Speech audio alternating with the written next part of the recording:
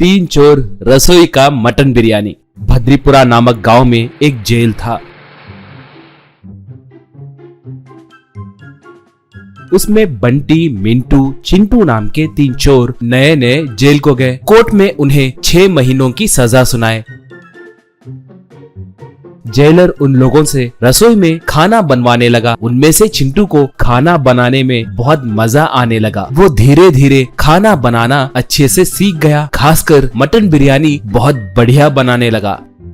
उसका बनाया बिरयानी खाकर वहाँ के कैदी उसकी खूब तारीफ करने लगे। ये देखकर जेलर मिश्रा को बहुत जलन होने लगती। उसका कारण था कि वो भी खाना बनाना अच्छे से जानता था।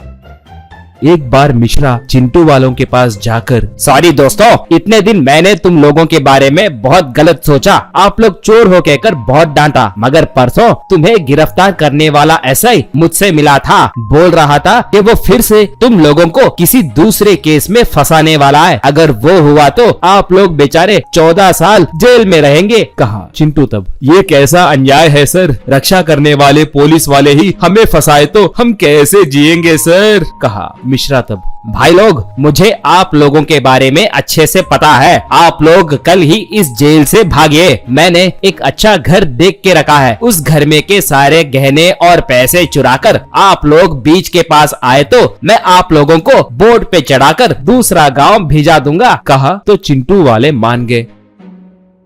अगले दिन मिश्रा उन्हें एक एड्रेस देकर जेल से भागने में उनकी मदद किया। चिंटू वाले उस एड्रेस को ढूंढते हुए उस घर को पहुंच गए। वहां पर मौजूद एक बड़े बंगले को देखकर चिंटू, यार हमने कुछ और ही सोचा था, मगर जेलर मिश्रा मामूली इंसान नहीं है, बहुत अच्छे आदमी है। चलो यार सब लूटकर यहाँ से भागेंगे, कहकर अंदर गए। उसके बाद जेलर मिश्रा और उसका असिस्टेंट भी उनका पीछा करते हुए वहां पर पहुंच गए। वो छुपकर खिड़की में से झांककर चिंटू वाले अंदर क्या कर रहे हैं कहकर देखने लगे। ऐसे चिंटू वाले पूरा घर छानबीन करके बोरियां भर के सोना, पैसे और हीरे इकट्ठा किए। इतने में चिंटू पानी पीने के लिए फ्रिज को खोला। तभी उसे मटन बिरयानी बनाने के सारे सामग्री दिखे। इससे चिंटू उन सामग्रियों को लेकर रसोई में गया। मिंटू वालों के लाख मना करने पर भी उसने मटन बिरयानी बनाना शुरू किया। ये देखकर जेलर का असिस्टेंट जेलर से, क्या सर उनके पास उतने गहनों की बोरियां हैं, अब आप उन्हें क्या करने वाले हैं, पूछा जेलर तब। अरे पागल, ये किसका घर है सोच रहे हो? ये हमारे आईजी जी का घर है। परसों उसने मुझे बहुत डांटा था ना, इसलिए थोड़ी ही देर में एसीबी वाले भी यहाँ पर आएंगे। वो लोग आकर आईजी के साथ साथ इन चोरों को भी अरेस्ट करेंगे। मेरा बदला पूरा होगा। कहा। इतने में आईजी और उसके दोस्त कार में घर को आए। वो लोग घर के अंदर जाकर वहां पर मौजूद चोरों को देखकर अपने बंदूकों को निकालकर मिंटू वालों को धमकाने लगे। इससे वो लोग आईजी को जेलर मिश्रा ने उनसे जो कहा वो सब बताए। तब आईजी, ओहो, तो ये सब मिश्रा का काम है, उसने तो बहुत बड़ा स्केच डाला। मगर भाई, मटन बिरयानी की खुशबू अंदर से क्या खूब आ रही है। मैं गुस्से से तुम लोगों को यही ठोक देने वाला था, मगर उस बिरयानी की खुशबू सुनकर मैं पिघल गया। अब तो बिरयानी पे टूट पड़ना है। तुम जल्दी जाकर हमारे लिए बिरयानी लाओ, कहा। अब वो तीनों आईजी और उसके दोस्तों को बिरयानी खिलाने लगे।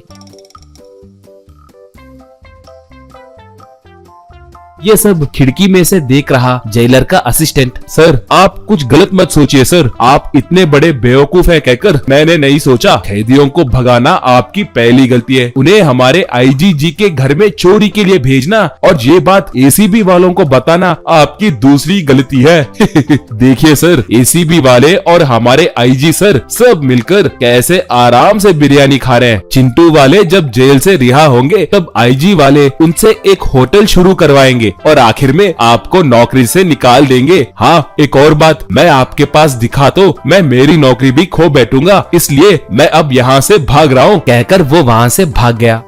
बाद में आईजी चिंटू वालों को कार में बिठाकर जेल ले गया और मिश्रा को सस्पेंड किया।